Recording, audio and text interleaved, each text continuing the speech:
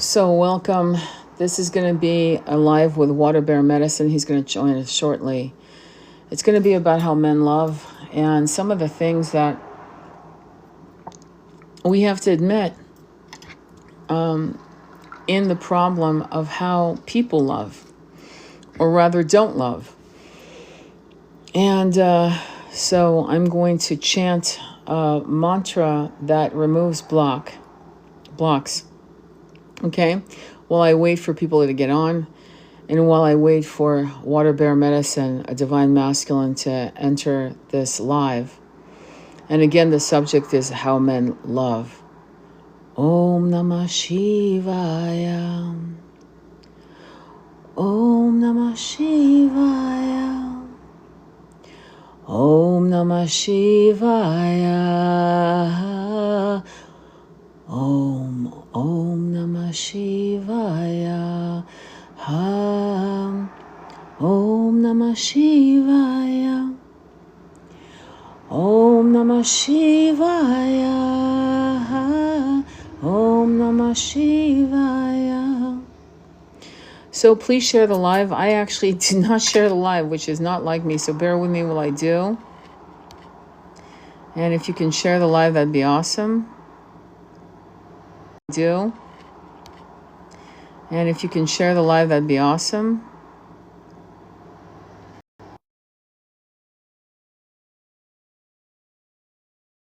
So a lot of things are going on in the dating world, the world of love. A lot of people are suffering. Unrequited love, unrealized love, betrayals, cheating. The list goes on and on. People divorcing, famous people marrying and divorcing, normalizing divorcing, and not fighting. And actually I'm not even going to say fighting. I'm going to say realizing, right? Taking responsibility to realize what's triggering you. And men, there are men, mostly on a 3D level, who don't know how to love. They actually don't know how to love at all because they've never seen it modeled. And so Water Bear Medicine, just bear with me. He's going to hopefully join us in a minute. Let me send him the invite so he gets it. And we talked a lot because we usually chat like a few hours, more like an hour before, a half hour before a live. We usually talk about what we're going to talk about. And so before he gets on, I am going to talk to you about dangerous liaison. Well, actually, you're on. Okay, perfect. So, perfect. Okay, so we have the image of the two masculines who are going through their suffering. So thank you, Water Bear Medicine. Water Bear Medicine is a coach, a life coach. He works with men and women and couples, and in kind of realizing, what is blocking their energies, from coming into union with themselves and so forth. And please, if you can, to support us, share the live. Please follow Water Bear Medicine. Please, follow, and your camera is moving, so you might want to put your phone down or hide the camera so it doesn't show. Yeah, I'm doing that. Don't worry. I fucked up on that a couple times myself, but anyway, so welcome, Water Bear. I think we're gonna skip the two movies I'd like you guys to watch as homework, because we're going to mention it here. It's Dangerous Liaison with Uma Thurman, Glenn Close, and John Malkovich. The second movie or book I'd like you to read. By the way, both of them were based on books. Dangerous Liaison was based it was written in the 1700s. I forgot. I think the writer was called Desclos. You can look it up. Just put Dangerous Liaison book and it'll come up. 1700s. And then the book by Emily Bronte, Wuthering Heights, Heathcliff and Catherine. Again, these two books reflect twin flame union, in my humble opinion. And the fuckery of the masculine templates and how, and again, if you follow my series on YouTube, you'll see that I've been deconstructing polygamy and Abrahamic religious bullshit that have been in a massive influence in the last 3,000 years of this divide and conquer of the divine masculine from the divine feminine and vice versa. So before we start, I want to talk about the fact that there are women who walk in their masculine energy. We are not innocent of women. We have black widows who are fucking men up, and we have toxic masculine players who are fucking women up. So based on that, let's start. And so we're going to be exploring how men love, and we're going to be exploring the unfairness of it all. So go ahead, and shoot. I want you to just talk about your feelings about what's going on in the dating world, and the way people just don't seem to understand how to just be fucking brutally honest with each other. You know, from the point of saying, "Look, I'm just going to be your fuck buddy," to, "Yes, I am looking for something," and you're not it. Okay. It's fucking honesty. How's that for an idea? Instead of playing games and ghosting people. So I wanted to highlight some of the things that has been sort of reverberating around the dating scene on the internet, but obviously it's a reflection of the kind of feelings that we're all going through. Right. I also want to talk about, you know, how men love and the experience that they go through, and you know, when you're a let's just say a whole man, a unified being, what that feels like, what that looks like. Because there's also toxic masculinity or the unhealed masculine, and they have a different experience. And Right. then I also wanted to talk about like the consequences of the toxic, unhealed, traumatic coping strategies, and how that's been affecting us for generations and continues to. And what are the answers to that? Because too many people do not have a clue that they are suffering from trauma, and their coping strategies, their behavior is the way that they're coping. So just to go right back to the beginning, where should we start? Do you want to talk about the dating culture and like what's going on right now?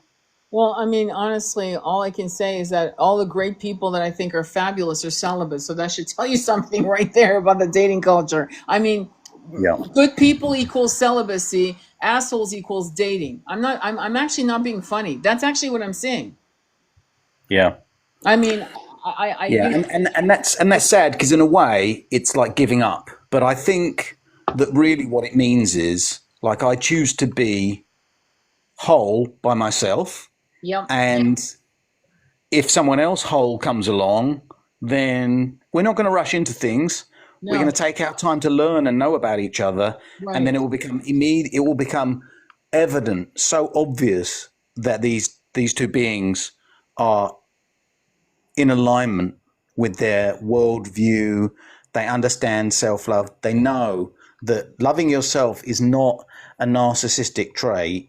It Yeah. is a trait of being whole, of not needing someone else to feel whole, of Yeah. feeling love and joy in your daily life, and then wanting to share that experience with somebody else who has the same experience. Not identical, Yeah. but they know how to love. They know how to care for themselves, to find joy in their life. And so you accentuate, you raise each other up even more. And that's the beauty of that healed twin flame union, right? Right. Well, I'm gonna jump in with the black cat and the Please golden do that, and retriever. then we'll Yeah. talk about current culture. Absolutely. So the black cat, because this is affecting married people as well. So the black cat, just to break it down in case you've never heard it, the black cat is a person who you don't know where you're at in their heart. Like they're like they will fucking pull the rug under your feet constantly. You're not sure if you matter to them. You're not sure if they're gonna return your call. They ghost you. They don't answer. They'll literally read your text and it'll say read, and they will not answer it for 12 hours, a day, 2 days. The black cat is always kind of there's these little games of I'm going to slip out of your hands. There could be a feeling of triangulation in the black cat energy, and I don't know why people think that's a good thing. I think it's bullshit. And the next thing is the golden retriever. The golden retriever, again, now we're talking about a dog, and we are talking about a human being who is incredibly loyal, wears their heart on the sleeve, you know where exactly where you're at. And women, wives, and I really am calling you fucking assholes out because I think it's bullshit. You do not call your husband a golden retriever. You do not do that. You do not shame your masculine for being a good man. What you say, he's a really good man. He's really loyal. We have so much fun. I'm blessed. But you don't take culture that has been used in think tanks to create shaming and loyalty. That's number one. Okay. When I did it, I actually put it through ChatGPT. I'm just going to say, because I'm not doing deep shit with ChatGPT anymore. I'm using it for stupid shit like that. So I said, so knowing what you know about me, what am I? And they said, you're a black cat and with a golden retriever heart. What does that mean? It means that I am loyal to the one, but you fucking need to earn it. I'm not a welcome mat. And Yeah. to be fair to many people, I think that to give you symbolism of fucking animals. I mean, look at where we're at now. I mean, this is the 21st century, and we're talking like we're fucking going to junior high school, like we're 14. But my point is, this is something we need to. There's a lot of shit we need to reject. Like for a minute, women were going. It's very mindful. It's very demure. Demure. I'm not a weak person you're gonna put in a jar. So me and Andromeda, we did a whole live on demure and really like tearing it down, that term, because we knew what they were doing to women. Because it was women. Men aren't going to say I'm demure. Women were going to say they were demure. And why is that dangerous? Because what it does is it castrates a woman's throat chakra. And trust me, women already don't speak their truth as often as they should. So now that I've broken down how the black cat and the golden retriever has gone out there in the world, basically staining, dirtying the incredible evolution of we as a people getting more and more in touch with our feelings and wanting to show our feelings and wanting to, sometimes you do want to show your heart on the sleeve, because if a person's an asshole, you want to know within a week, not fucking 6 months later. I don't think it's stupid to kind of tell people where you're at and what you want from a relationship, from the point of saying, I'm just like, I just want you as my fuck buddy, or I'm actually looking for a relationship. And within a month, you tell the person, listen, you're not it. I'm really sorry. I don't want to waste your time anymore. Instead of ghosting people, which I think is very cowardly. And that is also actually in psychology, ghosting is massively abusive. Massively abusive. And that shows cowardice behavior. And a person with honor and integrity that walks in their power will text a person saying, thank you for your time. You're a wonderful person, but I'm moving on. God bless you. Whatever the hell you want to do, but do it. Face the goodbye. Say the goodbye, but don't ghost people. You're a coward if you do that. Now, with that said, you wanted to jump in, and should I kind of ask you to talk about the T app? Yeah, so it's a very viral topic on social media and YouTube. What happened was a man created the T app to kind of protect other women from the experiences that his mother went through, and ultimately, what occurred was the women decided to show up and tell people about their experiences and which were the wrong men, and what were the red flags and things like that. But what's happened is a lot of women have decided to go on there and seek out the red flag men and take them as conquests and say, like, I can tame the beast, which is ridiculous, right? Why would somebody pursue someone who's highly manipulative and red flag and all the rest of it? And then consequently, what's ended up happening is it seems like the security wasn't up to snuff, and all of the information, all of the driver's licenses, all of the addresses of all of these women that have put stuff on there has been released onto the internet. Oh. All of the chat that they've done, private chat, has also been released. Not all in once. There've been staged releases of this information. All of the red flag information of the men who they so they've taken a picture of the man, they've got all the conversation, they've got all the and then so I don't know why these things happened the way they did, but it's just like all this release of information, and then there's loads of people just talking about all of this on the net from all different perspectives. But what is so clear is the mirror reflection of accountability, and that's what I want to bring it up for. Yes. We cannot go out there blaming other people when we have to take part in the experience of life, which is that of free will choice. If we choose to run after people, even knowing what red flags are, we are partly to blame for the actions and experiences, right? Yeah. So we have to understand that, like, if you want to go and participate in an app like that, Yeah. isn't it better to be able to do something like that from a, well, this is what I did wrong perspective, and we should all learn by not doing that in the future. And that humble approach allows us all to learn. But if you just blame other people and don't accept any accountability or responsibility for your actions, where does it lead you?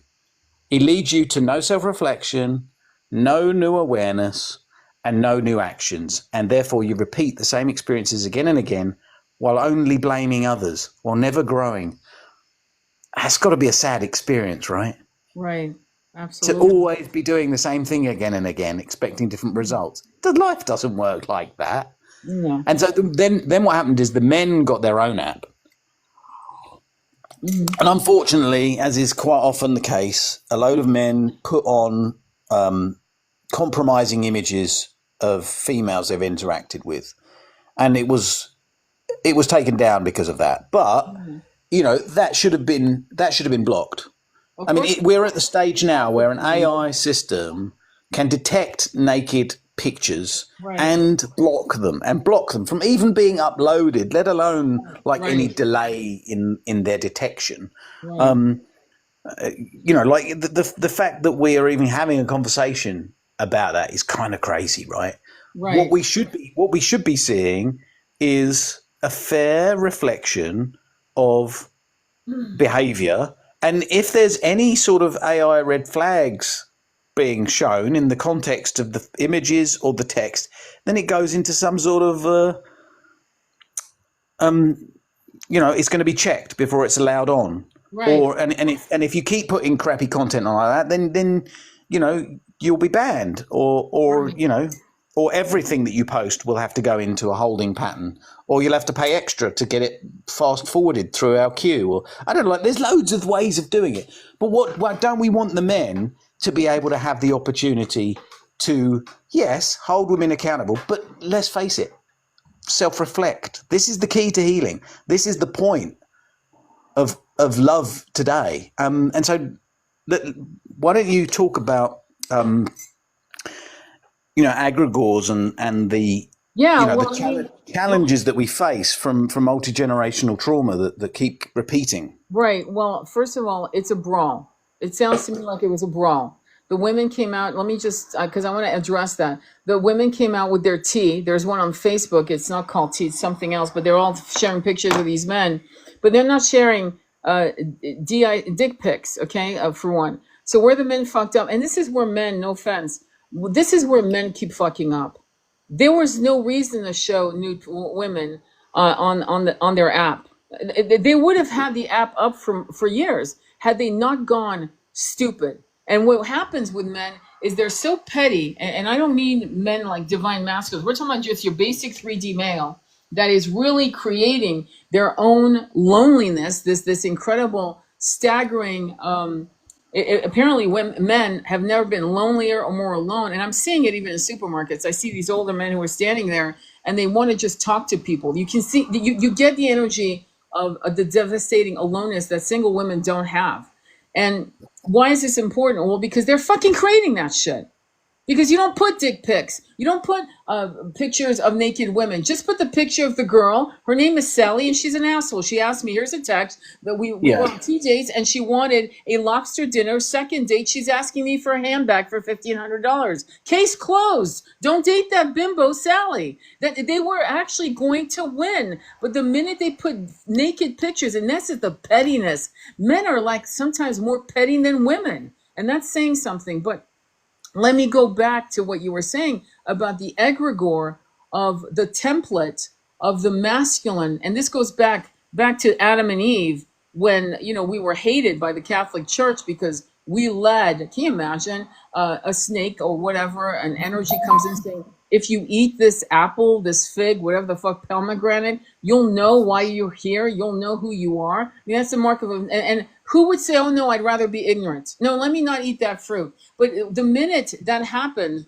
it gave men a staggering amount of entitlement to deem women evil, to deem women. Well, women drove us out of the Garden of Eden, and of course, blaming Cain and Abel and the wars and pestilence and famine. I mean, it's mind blowing. But I digress. So we go into the world of polygyny, which is Abrahamic religions, and where a one man has five, six women, right? And we've normalized it through the centuries to the point where Aubrey Marcus walks in and wants to continue the template under the concept that it's ascension light codes. Okay, let's move on. And so I'm going to bring up my father, for example, and I will bring up how men love because I've seen it in action, and I've always been shocked as how the fuck can you love my mother and cheat on her? And I'll give you an example, many examples. My dad would have, he would buy her, he would go and buy a diamond, okay, and then sit across a jeweler and design the diamond ring and then have it made and presented to her. When he had a heart attack in the hospital in Cedar Sinai in LA, he literally said to her before she left, I watched it. He said, can you please leave me your atomizer, her perfume atomizer? And he sprayed his pillow with her perfume. He loved her. They were married 27 years. He loved her, but he could not stop cheating. Okay. So he was still playing the old template of what a man does is you've got your wife who you love and you always have a side piece.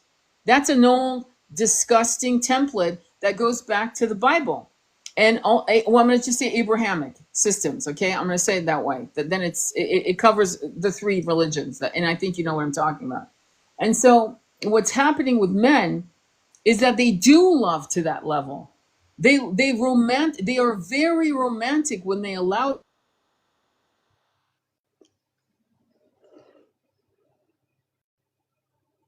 You've muted.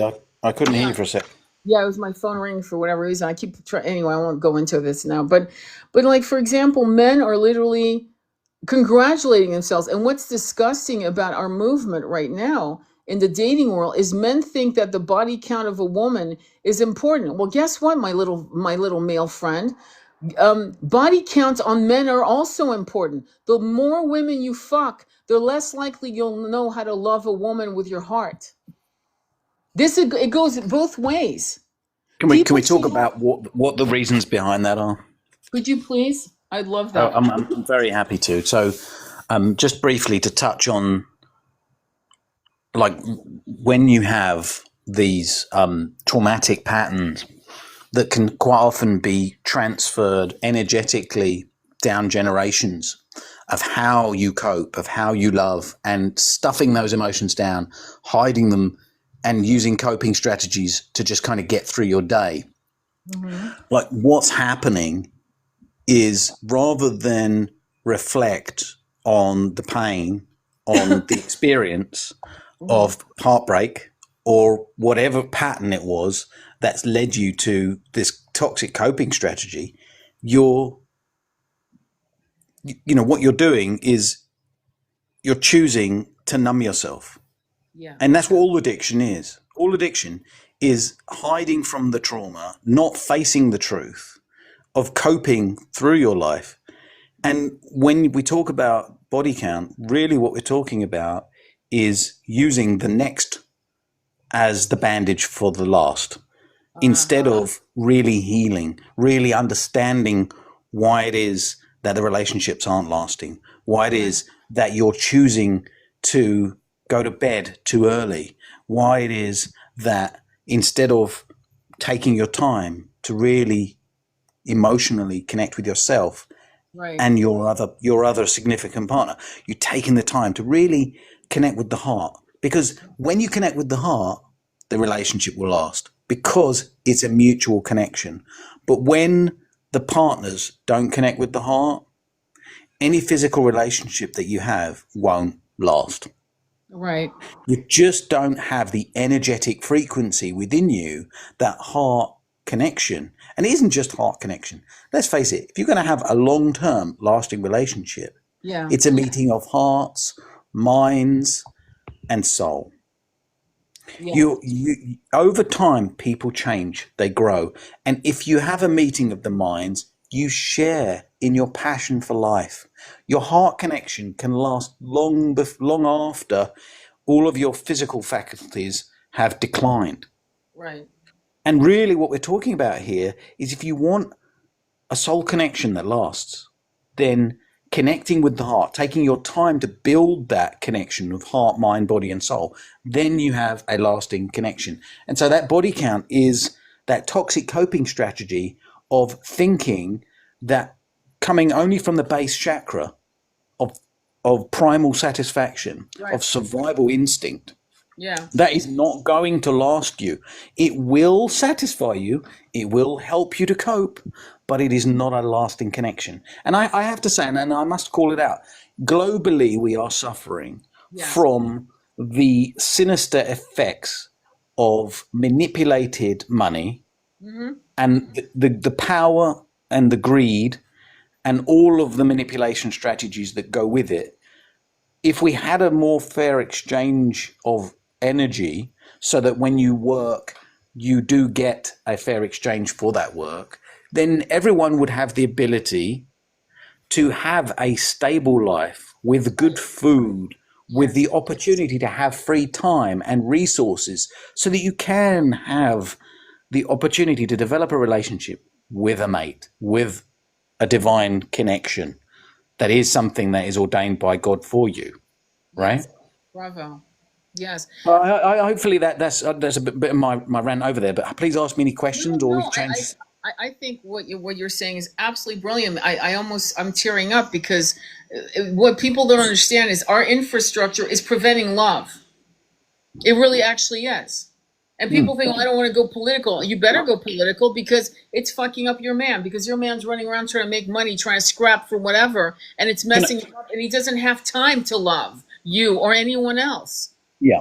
Okay. Politics, and policy and Yeah. police. It is all about narrative. The Hmm. word policy is a narrative. The word politics is a narrative. We're having words and narrative and stories weaponized against us for compliance. That's dangerous. We need to deconstruct the narrative. We need to understand the manipulation tactics. Once you realize these 42 laws of power Hmm. and manipulation, of narcissism, of Machiavellianism, Yeah. what you get is an innate, stable foundation of how to be a virtuous human being and live in alignment with what God wants you to do in life. When you get beyond the survival strategies and you can see the truth, sorry, my other phone is buzzing. Then what you end up with is a very clear way in which to perceive the world, and you can no longer be manipulated by those things without your full permission. Right.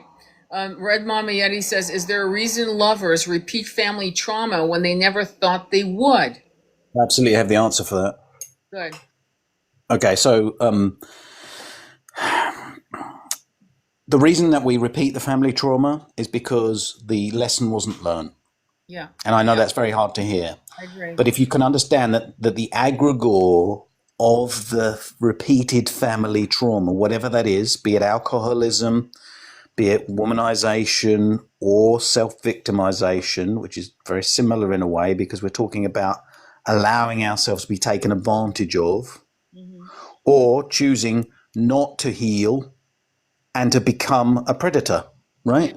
And Right. and there are women and there are men that choose not to heal and That's to right. seek power and predation of the other as a toxic coping strategy. And all of these things, all of these coping strategies and generational traumatic patterns that we would call, an aggregore of generational trauma.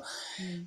Once we see it for what it is and we have awareness, that is just step one. Right. Step two is seeing how it was triggered in us to go and cope by repeating the pattern. Right. So once you can see that the coping strategy was because it was relief, Yeah.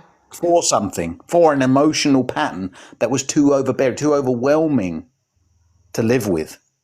Yeah. And self-compassion is absolutely key. Self-victimization and feeling shame Yeah. does not help. Shame is the point of shame is to help you to realize you didn't love yourself enough to be aware of the pattern, Yeah. to give yourself compassion, to hold yourself in a safe space away from that toxic pattern, to give yourself the opportunity to say, it's okay. I see why I did it. I see how I coped, how I loved myself by doing that. Right. Because it was the only way I knew how to survive. It was the only way I knew how to get through my day, to get through my life. But now I'm aware. Not only am I aware, I have the compassion to seek alternative, more empowering coping strategies while I heal that wound, while that wound becomes something that is so present in my perception of my Right. reality that if it ever comes up, I immediately see it, I self soothe, it no longer triggers me the way it did. Yeah. Yeah. Now, an awareness, it now is no, I have taken my power back. I hope that helps. Yeah. That's right. I agree with that. I think did that answer your question, Red Mama? I mean, if it didn't, you let us know. If there's another way to answer that question, but I think that was a brilliant answer, and I think that's exactly what people aren't willing to do. And it's in some cases, it's not that they're not willing to do it; it's that they don't have time to go and self excavate.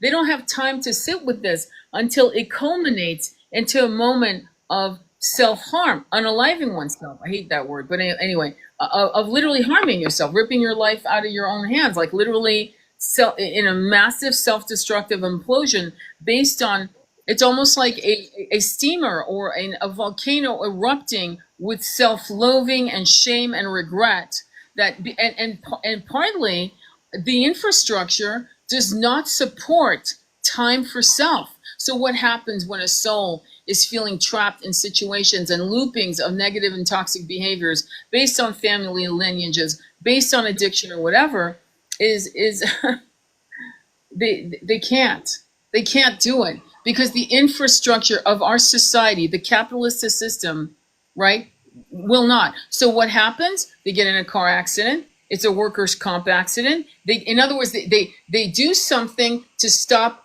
everything. And smart people that go through this, right, during workers' comp, smart people, they start self-excavating. They don't fucking do Netflix and get a six-pack of beers or champagne and watch Netflix. They sit and they journal. They're in shock. They're in shock because suddenly they're sitting in their silence and going through shit bubbling up to the surface. And they're like taking walks in silence. And all they want is silence because in a way, they never knew they were under a clinical depression, right? Where there was so much to do every day and they would literally pass out in bed that suddenly now the universe said, oh yeah, tower moment, fuck this. We're going to have this person go into a car accident. You're going to fall down the stairs. You're going to hurt at work. You're going to get the money you need to pay your basic bills. It's going to be tough, but you're going to need to silence. And quite often people emerge out of that and also chemotherapy. They emerge out of chemotherapy going, that was the best thing that ever happened to me because I actually got to heal and learn who I was, really who I was and who I wanted to be. Yeah. And I read the Alcoholics Anonymous book, not all of it, but certain stories within it, and they really echo what you just said there. Mm-hmm. Just like the needing to humble yourself in solitude, in quietness. Yeah. And if I may just sort of add to Yeah. this, the when if you feel validated in needing to feel like a victim to your situation, like seek sisterhood or brotherhood in your suffering, Mm-hmm. because this is not to validate your suffering. It is to normalize it. It is to take it away from a trauma Mhm. and to bring it into, they've suffered the same thing I have. Now I want to heal them and they want to heal me. Let's heal each other with our collective awareness of the same type of trauma. The wisdom that comes in that brotherhood or sisterhood group is I cannot overstate how powerful it is. It's just truly transformative. And that's why I like to host men's groups to Mhm. go through things. Should we? Do you want to talk a little bit about what it is for a man to love, and then I'll add on to you. Well, I mean, I've been lucky to be with men who loved me. So, and I did see my father love my mother. Hmm. I've seen my son and how he talks about Hmm. men are romantic, and I don't understand. But before I go into this, I do want to preface the fact that when you have to understand female rage, and I think we need to go with it real quick, and then I'll go into men who love. The female rage is based on the trauma of being young girls being catcalled, walking down the street, minding our own business at 14 years old, being catcalled by men who are 2 to 3 times our age, and that is traumatic. It is daddy's friend pushing his tongue in your mouth, things like that happening, and the shame and the gulping of that fear. So most women I've talked to have, from the time of 8 years old until I don't know, in their 20s and further out, of course, but particularly the age when we start becoming, like 8 years. Can you imagine 8 years old? What the fuck I'd be thinking? But anyway, that solidifies in a woman, when she's a grown woman, a cold dormant rage, because men need to be called out when they do that. They are not to do that. They are not to do that. Period. But the irony of that is that that's where we're getting women, young, very young women, selling T-shirts on TikTok of Medusa with the head of a man going, "Girls will be girls." That's how bad female rage is. When women go, "Girls will be girls." But let me add more, and that's when women will take young men, make love to them, make them fall in love with them, and harm them emotionally, fuck them up, like just fuck them up. Okay, so Yeah. female rage is a dangerous thing because it is Machiavellian. They don't go physical, they go psychological warfare, and that is actually much more potent and powerful. And they ruin young men who now grow up to, it's a fucking cycle that never ends. Now, how do men love?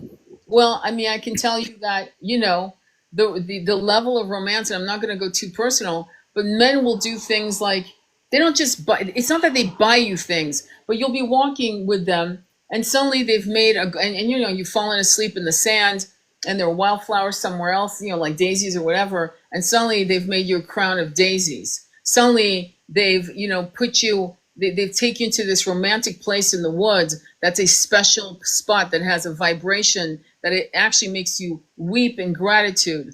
Men, the way they make love to a woman when they love a woman, I mean, it's almost like they want to savor every inch of your body. I mean, men, when they love and when they're allowed to love and when they allow themselves to love, are absolutely they're more romantic than women, to be honest, much more. And women refuse to believe that, but they are. Men may not buy you flowers at a flower store, though many of them will. Like my husband used to, and I had to tell him to stop because it's too fucking expensive. But for example, like for example, I remember my twin literally bringing me wildflowers, a whole bunch, like a bouquet that was like, I don't know, 5 inches thick, and some of the roots still at the bottom, and they're, I mean, beautiful. I mean, I could go on and on. Like for example, us sledding together, on a toboggan, and going down, and him saying to me, "Hey, it's 7 o'clock. It's snowing. Do you want to go up to the golf course and let's go and take our sleds and go, sledding?" And I have memories of us sledding until midnight, and things like that. And I have to say that that is romantic. I mean, to me, it isn't romantic. Aubrey Marcus, I remember one of the women saying, "Oh, and he took me to Las Vegas." That's not romantic. Well, how the fuck is that romantic? Las Vegas? Are you fucking kidding me? But no, a man saying, "Hey, it's 2 o'clock in the morning. Let's go for a walk in the moonlight. Let's go howl at the moon." That's romantic. And men who love you will feel safe to show their vulnerability and their generosity. To me, that's romantic, and that's how men love. You know what I mean? Exactly. Yeah. Exactly. And it's a real interesting thing, isn't it? Because when you would have grown up, you would have watched movies, Hmm. read books, talked to friends, and that collective image of what it is to be loved or to experience love kind of peppers your imagination and your expectations. Yeah. And I think, to some degree, I think the best thing I can do as a reflection is to kind of say that I would start with behavior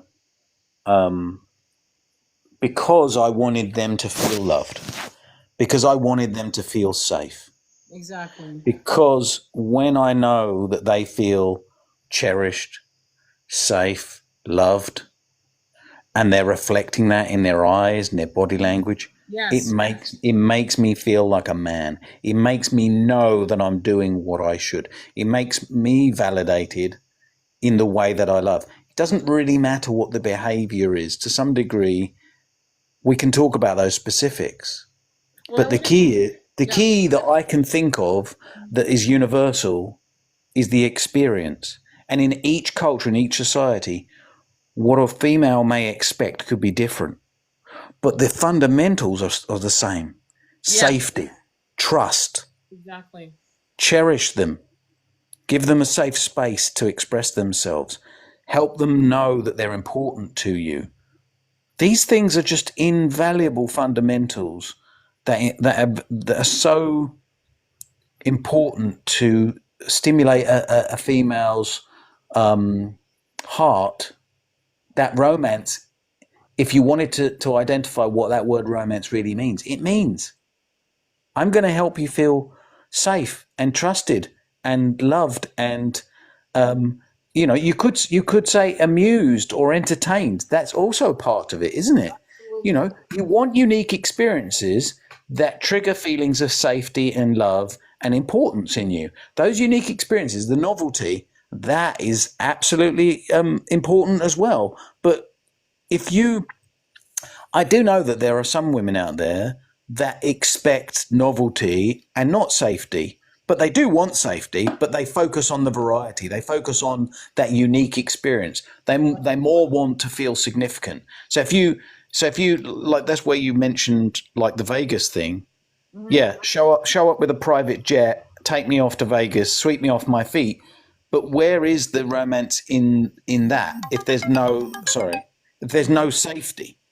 If there's no time to prove that this is important, Well, doing over a couple of months is not demonstrating well, any significance. I'm going to give you contrast because Please, I, I, I, I love that we're bouncing off each other with this. It's very valuable. Go on. no, I appreciate it. So this Divine says, my boyfriend made me a handmade gift for Valentine's Day. I cried, it meant so much. Okay, let me address the Valentine's Day gift. I have had the privilege to be at a Godiva store when a man walked in very well put together, buying three these huge boxes. Like I think at the time it was in the early '90s. The boxes were probably $120 per box.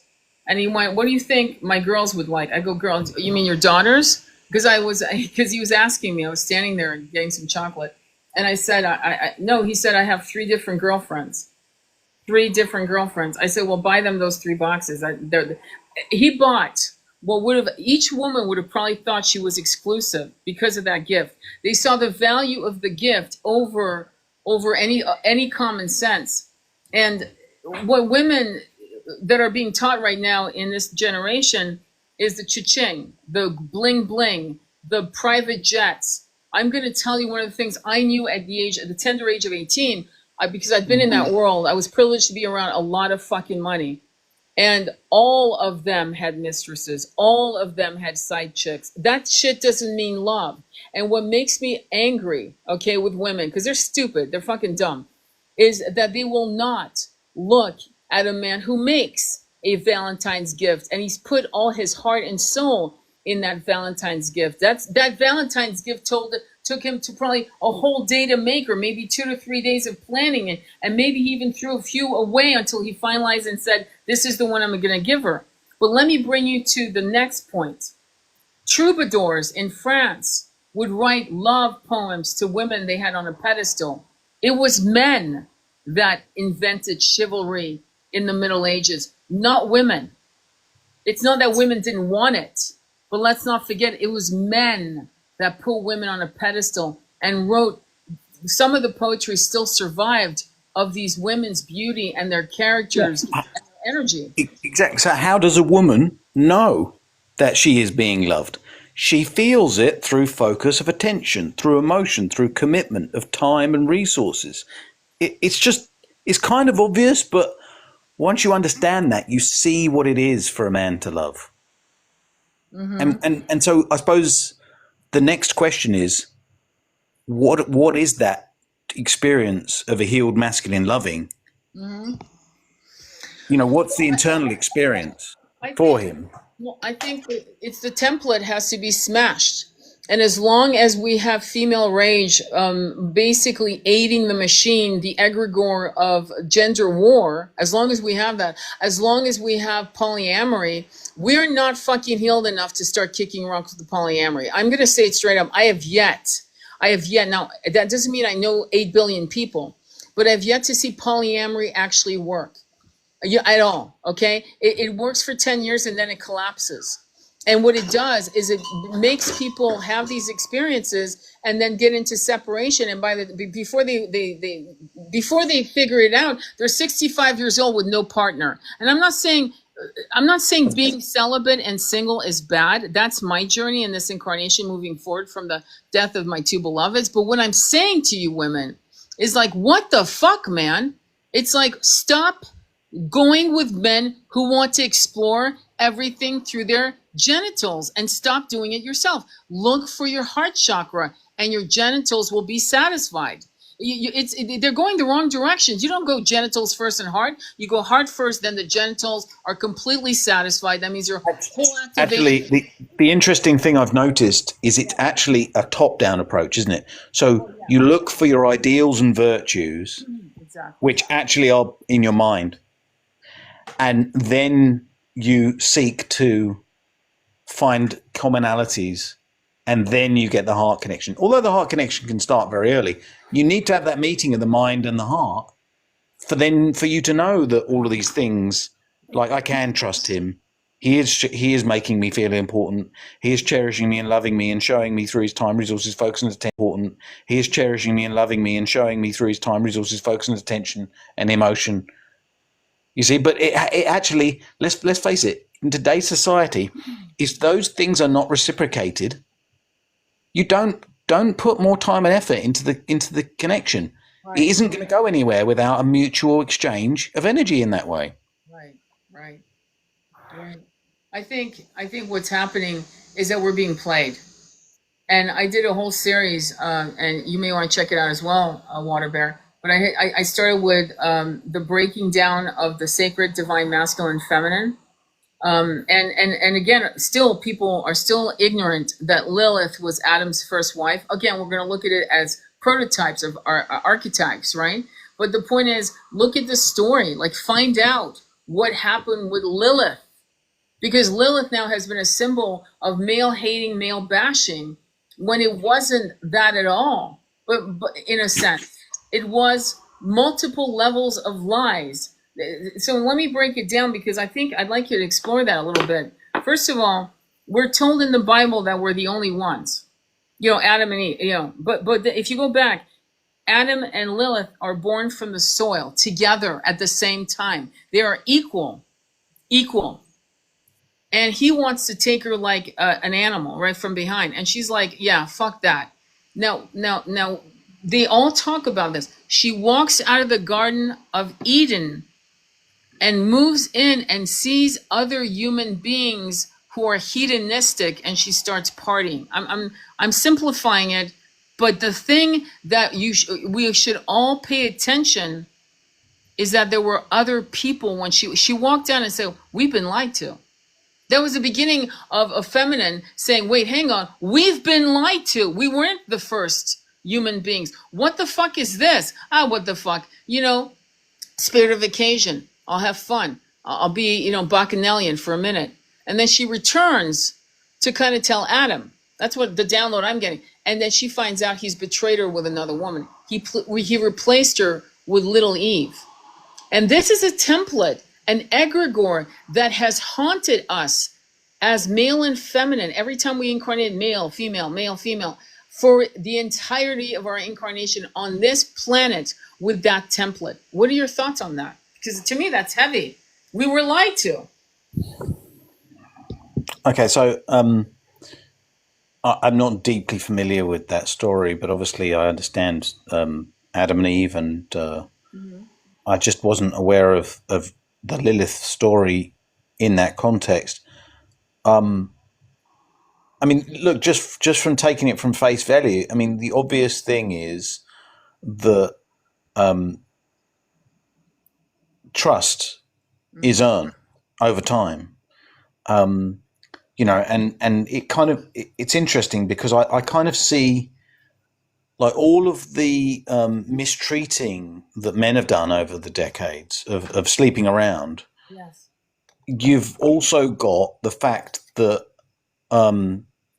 women can, if they're in a committed relationship where they feel safe, choose to have extracurricular activity relationships, get pregnant by somebody else, and this I think is the statistics are 20 to 30% of women do this. Now I don't know if that's true or not, but there's statistics out there about that, and maybe it's higher in specific cultures and lower in others. That in a way it doesn't matter. What's important is that seems to be a reaction to the lack of commitment from and this agregoric, repetitive, traumatic generational trauma pattern that's kind of coming in. And if you can have that honoring of innocence in childhood, that that safe patriarchal fatherly energy, giving you the ability and awareness of knowing that you can trust and that there are men who are trustworthy, who will hold safe space for you. And then you learn the discernment, not through necessarily like the experience of being cheated on, but you learn through discernment of knowing what is good. So it's easy to spot when something bad shows up. You already know that you're supposed to take your time, have a meeting of the minds and hearts, make sure that you know that these things like safety, trust, and importance, time and the resources and the attention, you're giving to each other that over time. And then you form that committed bond before you anticipate bringing new life into this world. It's an idealistic view, but it really is so fundamental to life. If you are going to grow above an animalistic nature, then you need to demonstrate those virtues, values, and behaviors for the child to experience until adulthood. And if you don't, then you're stuck, aren't you? You're repeating these patterns.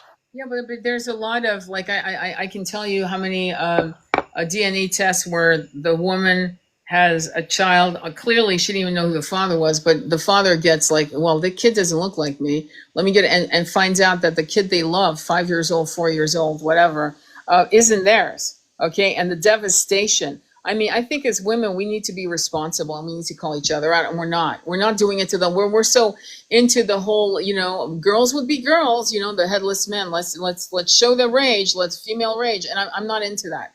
I'm not into that because we've all been men in past incarnations. This is why we keep failing. But also the fact that there are women that really, like you said, are hunting down men who are really toxic men, thinking that they're going to change a toxic man into a good man. And that's like drinking rat poison and thinking that it's going to become a glass of wine. It's insane logic to me.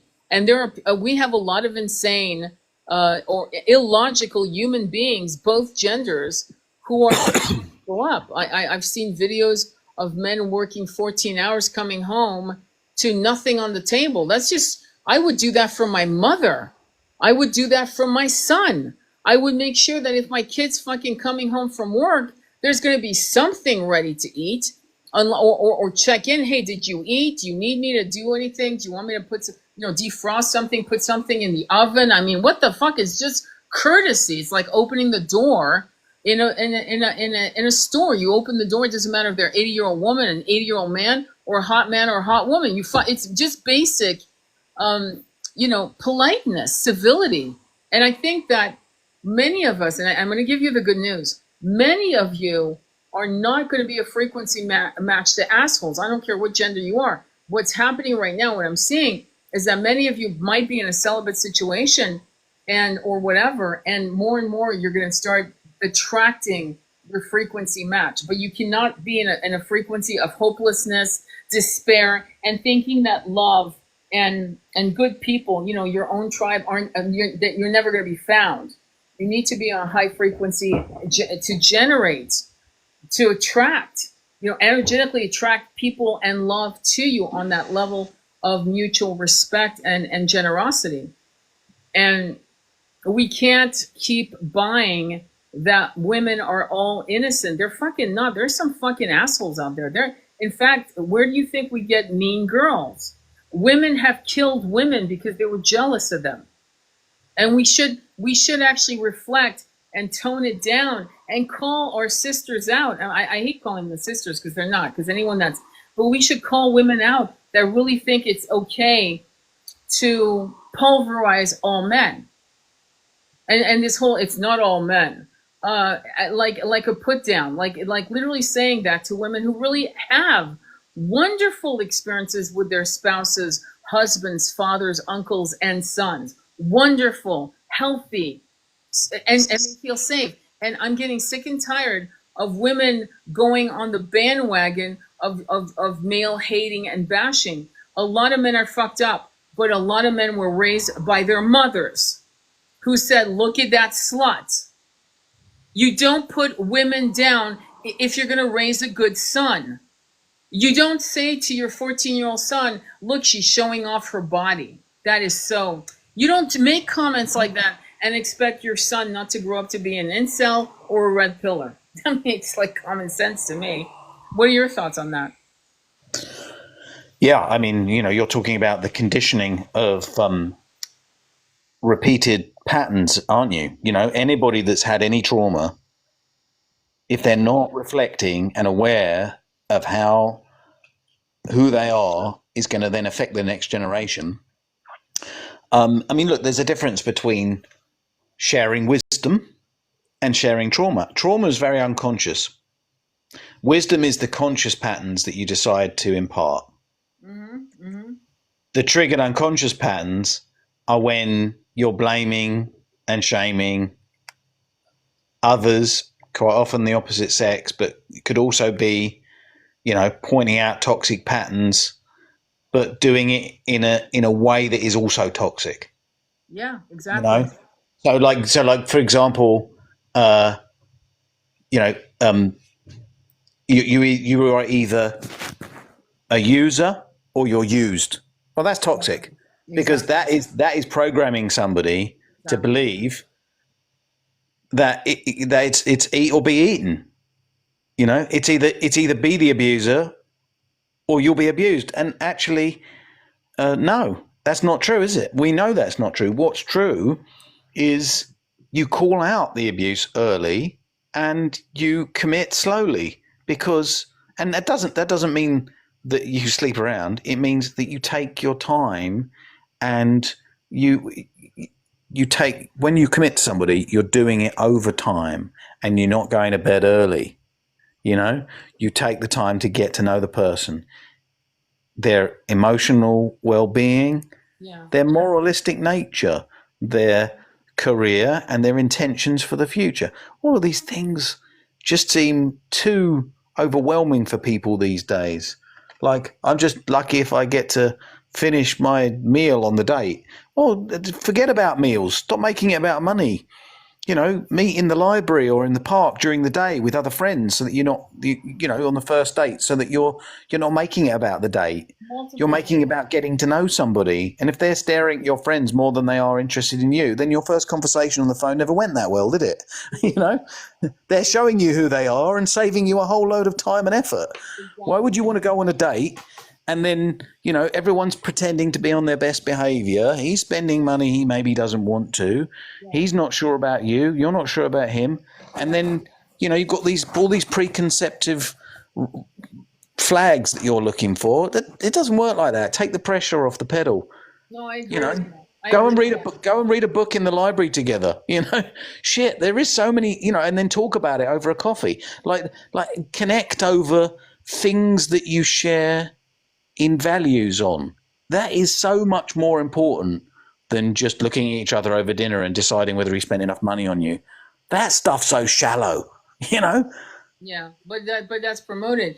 Red Mama says we have to train our partners on how to love us. I want to drop the blame and complain. I'm going to be honest with you. No, you shouldn't have to at all. I was 22 years old when I met my husband, and and he would iron my dresses. Okay, he would clean the tub and make sure I could take a bath.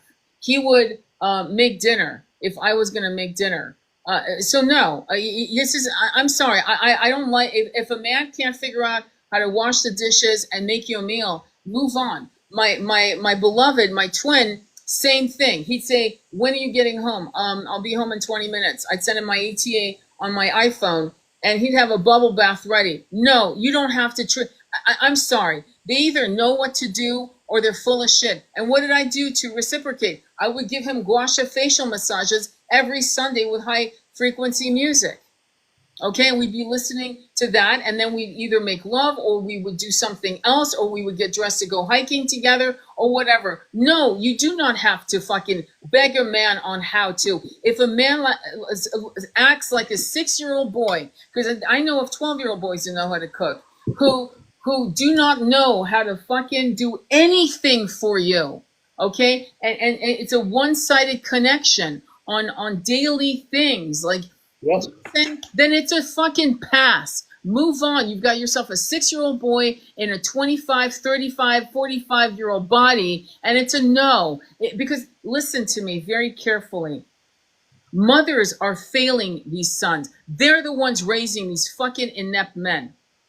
Now, some men are raising themselves. Some young boys are literally watching TV, watching, movies, and they're learning how to raise themselves. And they're, case in point, my husband was like that.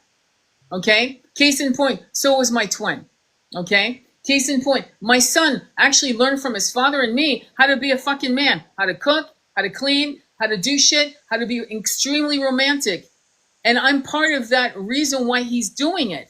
I raised a foundational system. He got to see his father make dinner when I came home from work, and we were having a wonderful meal. It is woeful ignorance that these men are walking around acting, they're boy men, acting like they're fucking stupid. I'm sorry, I have very zero tolerance. And Water Bear, you're that man that is nurturing and loving and cares for things and understands details and cooks wonderful meals and is aware of nutritional content and herbs and this and that. I mean, fuck, man. It's like, grow up, boy men out there. Grow the fuck up. Go get some classes, man, from people like Water Bear Medicine. It is interesting, right? To become a whole human being and then to find another whole human being seems like such a rare thing today. Yeah. But I think it's a matter of the circles that you go into. If you spend time looking in, the general way in which people go out and date, you're not going to find people that are actually looking for a life partner that has all these skills. You've kind of got to be creative about how you build new connections, and don't make it just purely about this finding a partner. Make it about making friends and finding connections with people that you share. Absolutely. Yeah, because like I just don't think you're going to serve yourself right if you have too much. Don't put all your chips on red or black. That's no good. You need to stop the gamble culture way of looking at things. Like I'm just going to put all my effort into that one thing. No, like go and live, go and learn how to enjoy life, and it won't feel like you're suffering while not having anybody. You need to learn how to enjoy life and be at peace, and that will allow you to bring in that energy of somebody that is for you. Well, I mean, let me put it this way, because I see videos sometimes. I don't know why it comes up on my FYP, but like what I was saying to a divine masculine who's looking for a divine feminine, make sandwiches. Like make some sandwiches and or buy some cookies and put some, I don't know, some really beautiful chai tea in a thermos and take the girl hiking.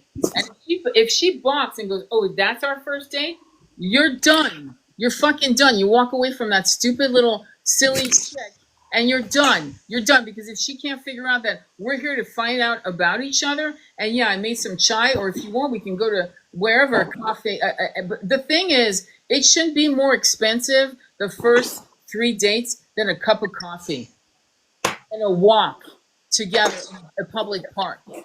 Okay, it I, should. I, I wonder. I wonder how many people out there we may be triggering with this episode because it doesn't have to be expensive. It doesn't have to be expensive to make connections with people, and it shouldn't be. By all means, somebody wants to test you for financial resources awareness or whatever, then fine. But shouldn't that be a mutual connection ability? Like if somebody is so concerned about wealth, shouldn't they also be personally focused on that aspect if that's so important to them? I mean, it's about your standards, your needs in life. Well, I mean, look at Marilyn Monroe, the famous line where, "Well, you wouldn't want me if I wasn't pretty, and I really wouldn't want you if you weren't rich."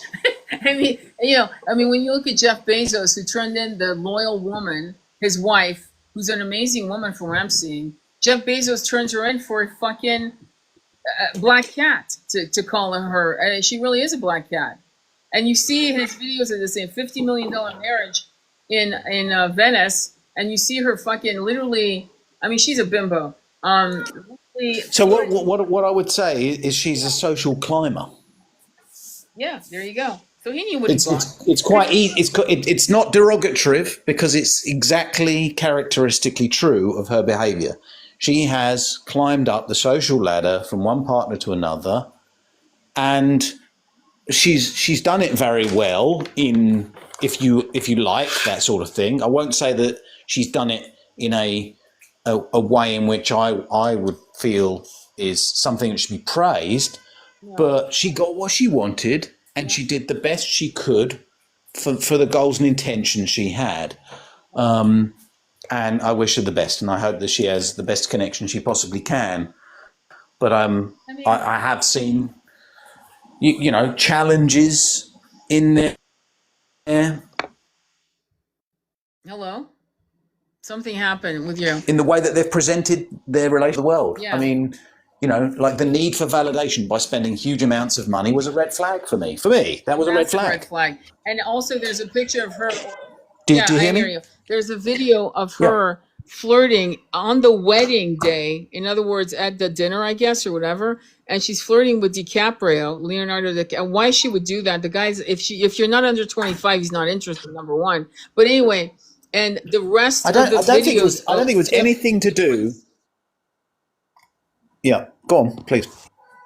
Well, I was just gonna say the rest of the wedding, it looks like he's pissed off. He's like shut down on her. But it's like, what do you True. Yeah. expect? True.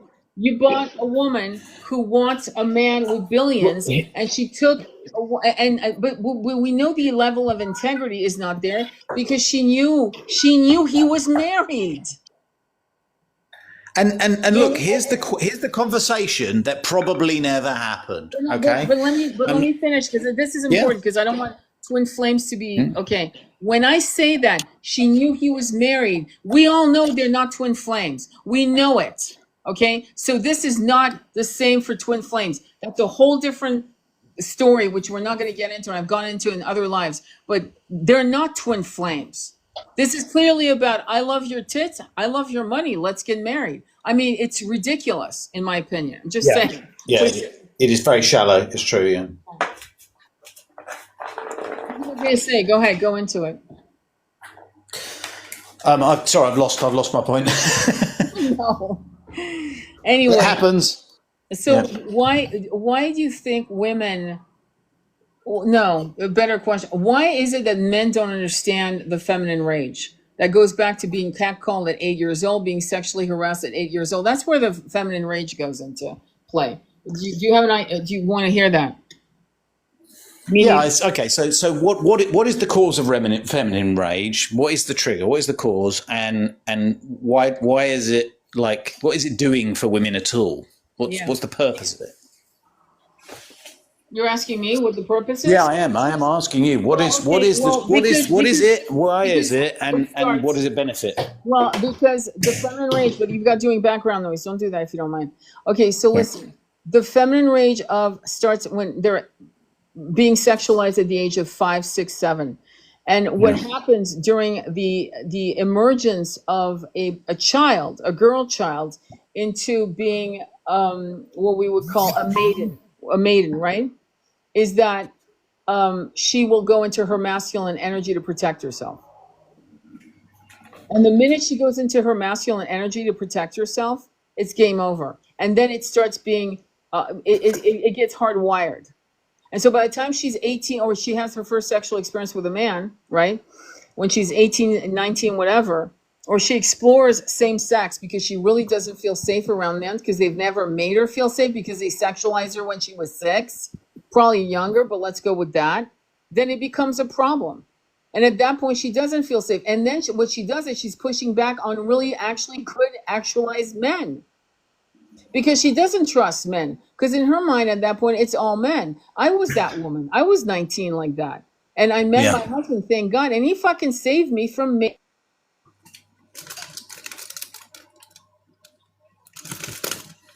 But on a Sunday, no less. Recall, I write about it. You saved me from hating men, but not just men, hating.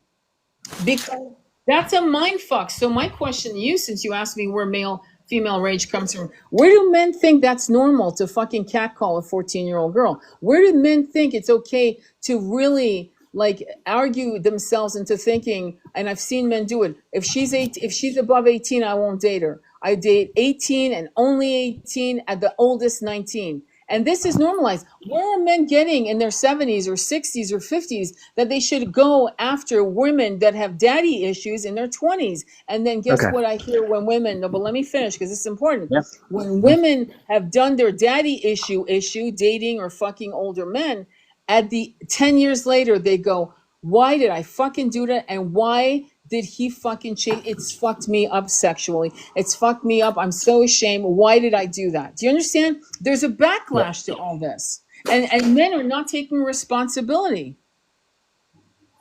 It's all, Yeah. Yeah. Again, so what are we talking about here? We're talking about men who are repeating a coping strategy, a kind of base survival instinct, yeah. and not having any awareness of how that's being received. Like there's so much in their own coping that there's no awareness of the trauma that they're doing on others. Anybody that does the grape, that is again a very toxic coping strategy that has probably, can't say from personal experience because I've never obviously done anything like that, but Right. I can only imagine that they have no awareness, they have no compassion or empathy or feeling for what the other person is experiencing when something like that happens. Right. And so what are we talking about is they must have been hurt. They must have been in such a survival instinct over the trauma that they've suffered that now they're in survival. They're totally unaware. It's all unconscious. All their actions are about coping. And so it doesn't really matter whether it's a male or a female, because it's all about coping. It's all about surviving, getting to the next relief, the next moment of relief. Power struggle, relief. Power struggle, relief, right? And it's a coping strategy that loops round and round. And so what is it then that solves this pattern? Well, I mean, honestly, I'm going to be honest. You know what it's also? What is it that... Well, I'm going to tell you. Men need to call out men. In the locker room talk, men need to, when Trump said, I'm going to grab her, you know, I don't know if you ever heard the recording of him talking about grabbing the people. Yeah, I did. That's going to be infamously indelible in society, isn't it? Then that man laughed. He did not call himself out. He did not call him out. He laughed. They all... Yeah, and they laughed calling it locker room talk, didn't they? Which was very toxic. But Playboy Mansion, the Playboy Mansion, when they had a reality show with Hugh Hefner, who's a creep. He's so disgusted. You couldn't put a pew-pew to my head and do that one. But the point is, he had 3 bimbos, or 4. No, it was 4. 4 bimbos. I'm going to call them bimbos because fuck it. And 4 girls that were blonde, all platinum, all same hair color. I guess they were going to the same hairdresser. And they actually looked like they were about the same height. Swear to God. And they were living... I mean, he had his little harem. And men were not calling this out, and men were not looking at their own daughters going, would I want my daughter to be there? No, well, there's your answer. There's your fucking answer, man. So say something. But men have been apathetic, because the minute they call out on this kind of abuse, because that's abuse, I'm sorry. The man was in his 70s. You have to... if we... Go on. No, but what I'm saying is men need to call out that, and women like me, elder women like me who understand the feminine rage, because I was that girl when I was very young, we have to call women rage. I called out a woman in TikTok on a comment. She went, oh, my husband's a golden retriever. I said, why would you call him out? Why would you do a whole fucking video on showing that your man is such a good man, and then you're going to put him down? Because to other men, golden retriever makes you a simp.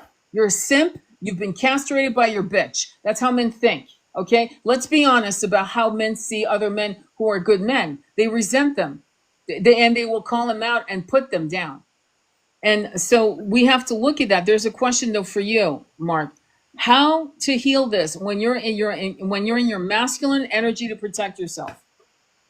How to heal not being vulnerable to women? Do you want to answer this? Because I want to answer it too.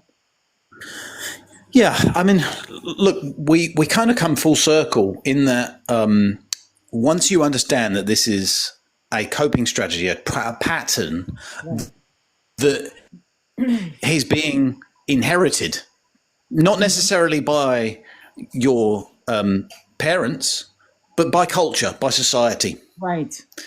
And so it's normalized toxic behavior that hurts everybody, right, that nobody wants to reject. And this is the paradigm shift. Once you realize, and it's kind of like the point of revival of religion. A lot of people that are so fed up with the toxic politics, money, greed, the debasement, the objectification, sexualization, etc., all of that becomes so intolerable to people that they seek a high level of morality, and quite often that's found in religion, so that they can then be around people in a collective who at the very least are perceived to be living in a better... Hello? I lost you. ...better state of mind and behavior. That's not necessarily the answer, but if you can imagine being in a group, in a society, that has a high moral value, you're going to at least feel safe, and that is the allure of this revival of Christianity that's going on. And it has, you can't deny that there's been quite a few people in high positions of celebrity that have kind of said they're going back to Christ and things like this. And look, that Christ consciousness and all the virtues and values, absolutely, 100%. But the thing that is missing is the actual actions. Just because you say it publicly doesn't mean you do it privately. Mm. And it's that self accountability that we've got to talk about, isn't it? You know, if anything's going to change in the world, I must change. Michael Jackson sang "Man in the Mirror" because he knew that in order for my life to change, I have to love myself and then love others the way I love myself. And that personal accountability is what's going to transform the world. Yeah. Are Well, I we mean, ready for that? Are yeah. people really ready for that? Well, I think You they know, are. I think that. you've got to put down your differences Mhm. and pick up your similarities. You've got to put down your anger and pick up your love. You've got to put down your hate and pick up your compassion. And you know, I'm not saying that you don't have boundaries. I'm not Yeah. saying that you don't Yeah. understand what it is to you know to not overgive. You need to learn how to give and not overgive. And that's what self-love is, right?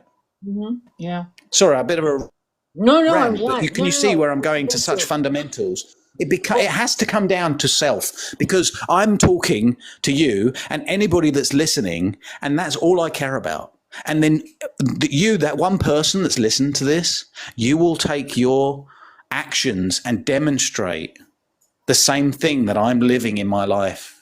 And hopefully it ripples out enough that it mhm. changes our lives and the people that we live around and with, Yeah. so that our experience is different. And that's all we Hello. care about. We Right. don't want I'm losing you, Water Bear. I'm losing you to again. change the whole world. We want to change our experience. I'm losing you again. Okay, I'm losing you again. So try not to move. go ahead. We, Go we on. only have another 10 minutes, I think. But what I'm going to say, in terms of Yeah, that's fine. your masculine energy, is to answer this person's question. Is the fact is the more you fear being fucked over by a man or a woman, the more you attract the very thing you fear. When you attract the very thing you Mm, fear, you're being tested by the universe. It's actually not a bad thing. And you have to just say no. You got to keep. I remember when I was doing readings for women who were always the other woman, always the other woman. And I started doing research on the internet, on YouTube, and realized that that was a pattern that women were doing. And so what was happening is women were, when the first time they said yes to a married man, and then of course that ended, and then the second married man came in, and then it again it you know it ended, and their whole entire life they had been the other woman. And so what it was is that by saying yes every time, right, by saying it, the universe was saying, oh, she's saying yes, okay, we'll keep having her come and deal with this test, and she's going to keep failing because she's, I don't care if you've been with the person 6 months and you're in love, unless it's a twin flame, there's no excuse, you can actually back up. So there's a lot of background noise, Mark. That's what I'm saying to you. Do you understand? You have to, your energy, I know. Sorry, my daughter's asking me for uh, food. the the energy of your fear, which is putting up this false barrier as in being in your masculine energy, is going to fuck you up. So what you need to do is be in your Shakti energy, fuck it, be in your full feminine and be discerning. And you have to have heart chakra coherence. And you have to like not look at Mm, someone with your eyes, your 3D eyes. You need to, in fact, one of my lives, I said to people, close your eyes. Say something polite, like your eyes are so beautiful, I have to close my eyes so I can listen. Actually, that's not true. You're not doing it for that reason. You're doing it to hear it in your body. Fuck your eyes. Fuck what this person looks like. Fuck how hot they are. Close your eyes. Feel your body. It won't lie. In fact, your body will tell you shit that your mind is not prepared to hear. You see what I'm saying? Did you hear what I said? Your body is going to tell you shit your mind is not prepared to hear. Your fear is attracting the very pieces of shit you're afraid to attract. That's number one. And I was lucky. I must have had good karma. That's for sure. Because in meeting my divine master, the father of my son, trust me, we had problems obviously, but fundamentally, okay, the man never cheated on me ever, ever. That was never our problem. Okay, he had other issues. He had addictive issues, but he never cheated. Okay, and so I attracted someone good. And during my wild time, my wild woman era, which was from 17 and a half until I was 20, I determined, quite honest with myself, probably because I'm spiritual and I always have been, is that fucking guys just to fuck him was not entertaining. It wasn't good. It wasn't fulfilling. And honestly, I was wasting my energy, my body, and my time. And so I stopped completely. Yeah. And I was celibate probably for a year. No, I was celibate for a year, had a very bad, because I had daddy issues. I'm just being honest with you guys. I'm being very, upfront. And then went into a relationship that was extremely abusive. And then I met the husband of my son, and we were married actually 33 years, but together 27. We Can I never ask you a cheated. question? Yeah. So after you went through that toxic relationship, there must have been a distinct awareness of how or why that occurred that changed your behavior. Do you have an awareness of that or not? It's fine if you don't. No, I mean, the awareness at the time was that I realized that I was fully aware I had daddy issues. By the time I was leaving that relationship, and my father was actually helping me leave that relationship, and I literally, like, I was lucky in that I jumped right into the arms of I literally didn't have, which I don't recommend, don't fucking do that shit. But in my case, I was like, at the point I was turning 21. I'm going to call it, my husband's name was Nick. Nick was turning 21. We were like 2 months apart. And we jumped into each other's arms, and we always used to laugh and say we raised each other. We did, because we had kind of fucked up parents, both of us, in their own way, but his more than me, actually. And we ended up, like, sharing so much spiritual understanding. We believed in reincarnation. We believe this was like not even a conversation of, really, you think? No, we fucking were there. So as young people, we were hyper aware that we had fucked up people in our lives who raised us. And so we did a lot of the work. But he couldn't get away.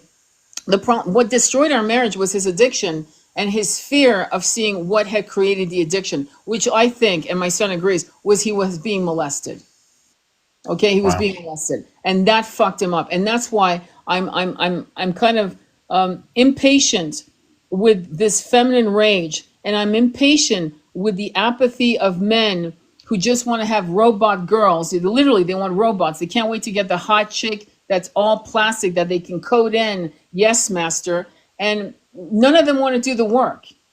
And, It's so and interesting. It's so interesting that I've got to interject with this quick Dave, yeah, insight yeah, that anyone that isn't prepared to do the work, that wants to simply find a robotic replacement, mm-hmm. is, I mean, it's kind of like the Darwin Awards in a way, but it's more than that. It's the spiritual Darwin Awards, because what it's doing is it's taking you out of the re-traumatizing suffering loop.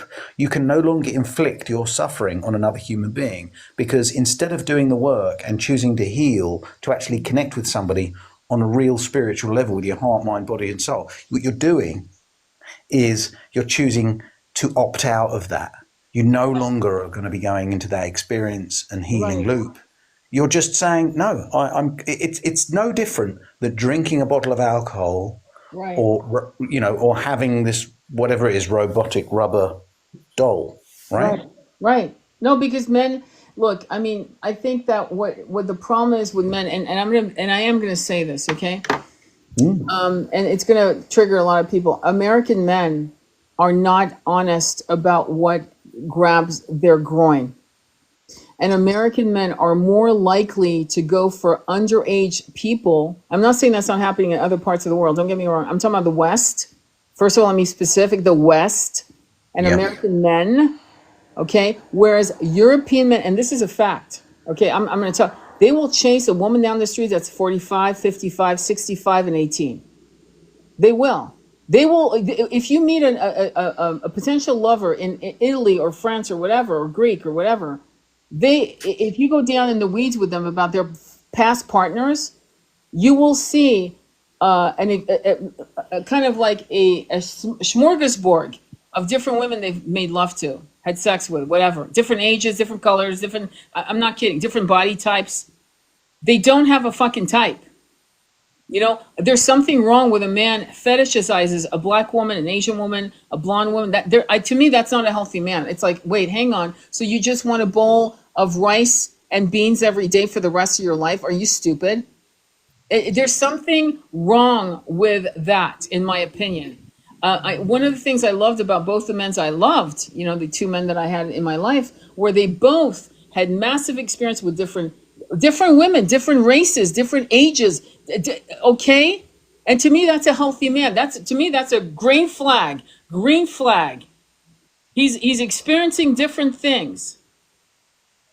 What are your feelings about that? To me, that shows health. It shows the willingness, the curiosity to explore. There's a famous James Bond scene with Sean Connery where he's just had sex with a Chinese girl, and she says to him, "Do you prefer my kind?" He goes, "Well, it's kind of like trying to figure out if I prefer Peking duck or what did he say? Something like Peking duck and oysters. They're both good and they're both different." I love that line. I'm paraphrasing it.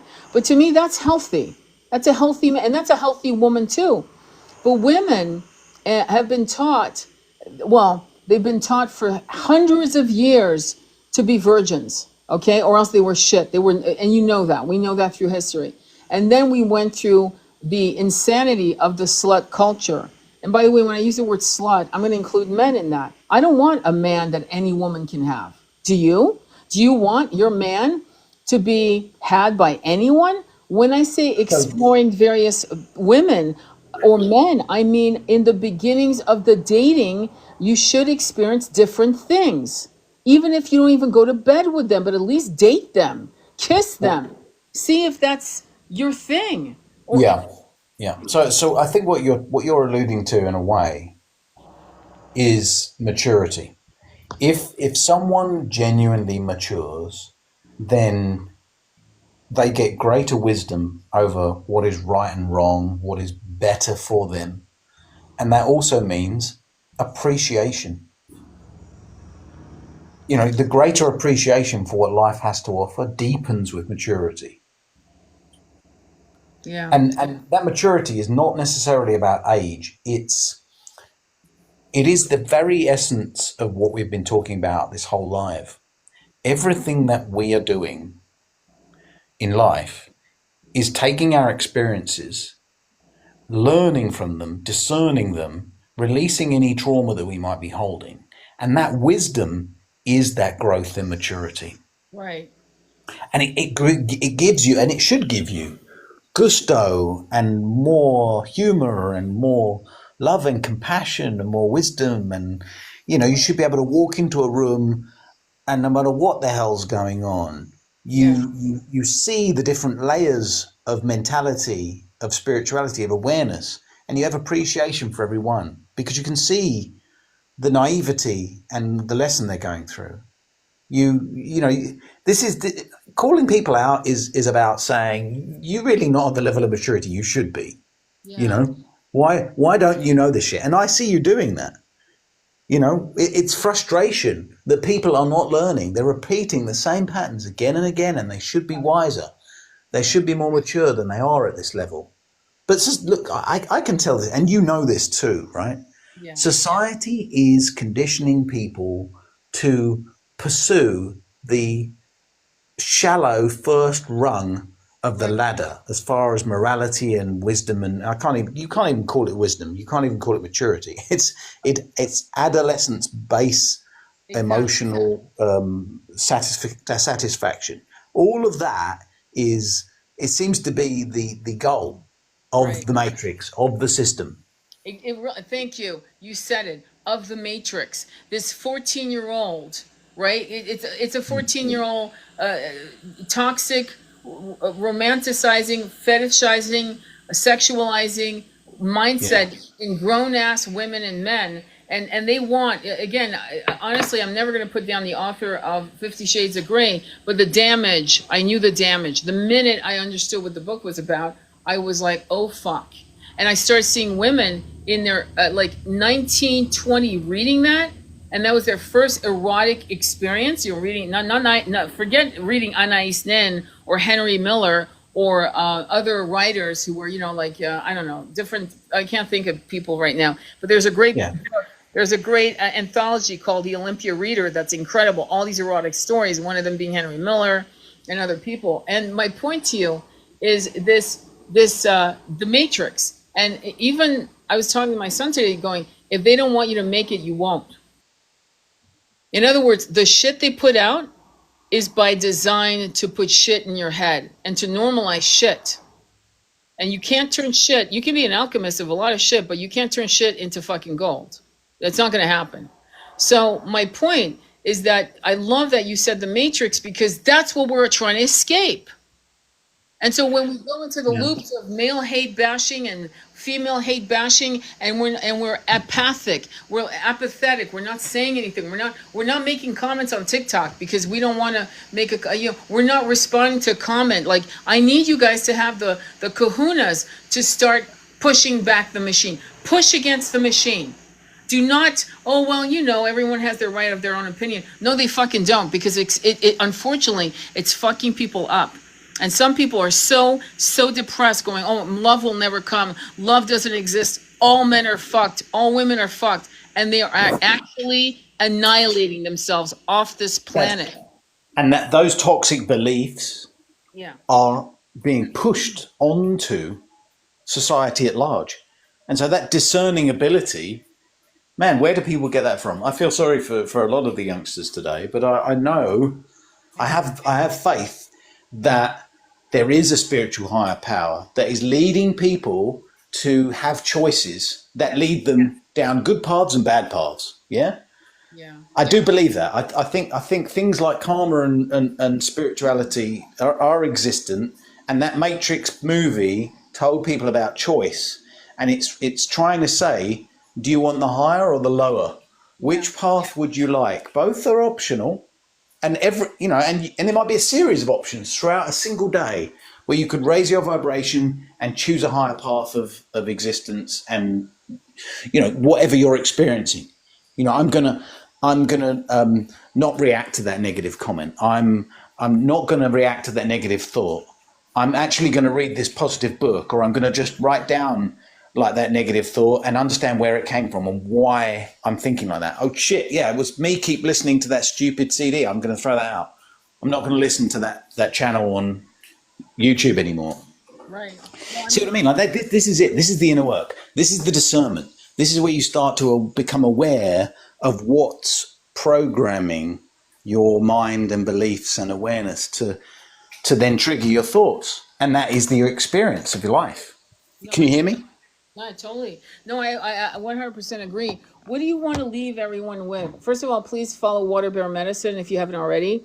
So look, And the purpose of this live is, how does a man love, and how do you understand like why men are not loving, right? And why, and what is the cause of that? And then also it's the same for women, right? What is it that makes a woman love, and why are they toxically now trapped in these patterns? I think if there's a takeaway, it is that awareness is the first step. And the second step is self-reflection. And you've got to journal. You've got to journal. And it doesn't have to be grandiose. It really doesn't. It can simply be, I was entertaining this belief, and it didn't serve me, and I'm going to choose not, when it comes up, I'm going to choose not to repeat it. I'm going to choose something else. And you can choose anything you like. If it's simply like, let's say that you keep believing that there's no one out there to love you, or that there's only toxic people out there, and like all you got to do is just say, I was looking in the wrong places, and my beliefs programmed my reality, and I can change that in an instant. You just write that shit down. Just that one sentence will change your reality if you believe it. yeah, exactly. Anything you want to say to finish up? Well, I just, this whole life is going to be on YouTube. Please follow Water Bear Medicine. Follow me on YouTube. I've got a lot of content that is on YouTube that talks about the destruction of the divine union of the sacred couple. I use the template of Yeshua and Mary Magdalene. I do mention Isis, Osiris. I mention other things to kind of break it down: polygyny, polyamory, all that shit. And I want you all, especially if you're on this healing journey and you are looking for true love, or you're looking to heal your partnership, to understand the mechanics of the matrix, Water Bear, you mentioned it, the matrix, and how it was used 3,000 years ago, probably beyond that, but 3,000 years ago, in pockets in the Western world and other parts of the world, to divide and conquer the gender. So when I see the gender, so when I see the gender wars going on and actively going on right now in the 21st century, you guys, we're being played. We're being played by the 1%. Because as long as we have a race war and not a class war, as long as we have a gender war and not a class war, they're rubbing their hands laughing at us and having $50 million weddings with bimbos in Venice, for example. Okay, let them eat cake mentality. So it is not something not to understand. You need to learn the mechanics. So I want to thank you, Water Bear. Thank you for everything. You're the best. Hopefully we can go back to a weekly, program where this is I call it raw talk, and hopefully, we can meet again next week or the week after, or maybe do it like twice a month or something. I hope. But again, follow me, follow Water Bear Medicine. He's a coach. He works with couples and men and women, and he's amazing. If you want to follow, if you want to work with me, I do Akashic readings, hypnotherapy, and readings, tarot readings. So again, and none of us are gonna connect with you today and tell you that we're gonna do your reading. We're not gonna hit you up, okay? The only way you can contact us is through our profile link, and go there, and that's how you can contact Water Bear Medicine and myself. All right, send you much love on your beautiful. Lovely. Thank you. Speak to you again soon. All right, namaste.